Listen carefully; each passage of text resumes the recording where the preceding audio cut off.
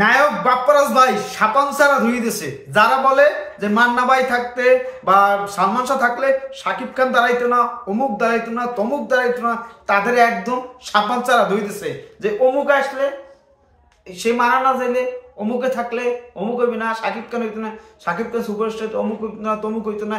এই বিষয় নিয়ে যে সালমান শাহ ভাই এবং মান্না ভাই নিয়ে বেশি হয়েছে, এই বিষয় নিয়ে বাপ্পারাজ ভাই কি বলছে, কি হুঙ্কার দিচ্ছে, সাপান ছাড়া কিরম দইছে, সেই বিষয়ে আসার আগে একজন ভক্ত সে কি লেখছে সেই তারপরেই বাপ্পারাজের বিষয়টাই আগে তুলে ধরি।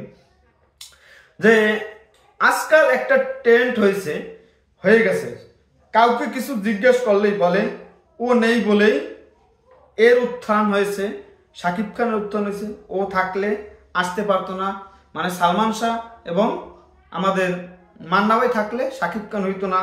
তারপর হচ্ছে ও নেই বলে চলচ্চিত্রে আজকে দুরবস্থা। তারপর লাগছে একটি জিনিস বোঝার জন্য পিএইচডি করার দরকার হয় না,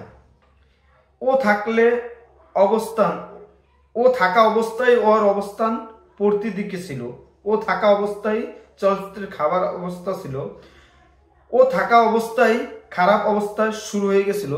মানে ওটা হচ্ছে মান্না ডাইরেক্ট তো বলতেস না, মান্না আমি বলি যে মান্না থাকা অবস্থায় ওর অবস্থান পড়তির দিকে ছিল, মান্না থাকা অবস্থায় চলচ্চিত্রের খারাপ অবস্থা শুরু হয়ে গেছিল। আমরা মানুষ জীবিত থাকতে তার প্রশংসা করি না, সম্মান দিতে পারি না।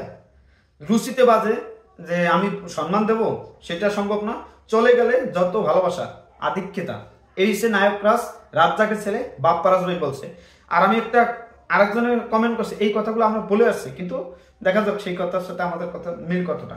যারা বলে মান্না বেঁচে থাকলে শাকিব খান এত জনপ্রিয় পেত না, তাদের বলি মান্না থাকাকালেই এই মেগাস্টার শাকিব খান কোটি টাকার গাবি, দাদিমা, চাচু, পিতের আসন, মানে পিয়া আমার পিয়া, মানে অজস্র ছবি, আমার প্রাণের পিয়া সহ অসংখ্য সুপারহিট ছবি উপহার দিয়েছে।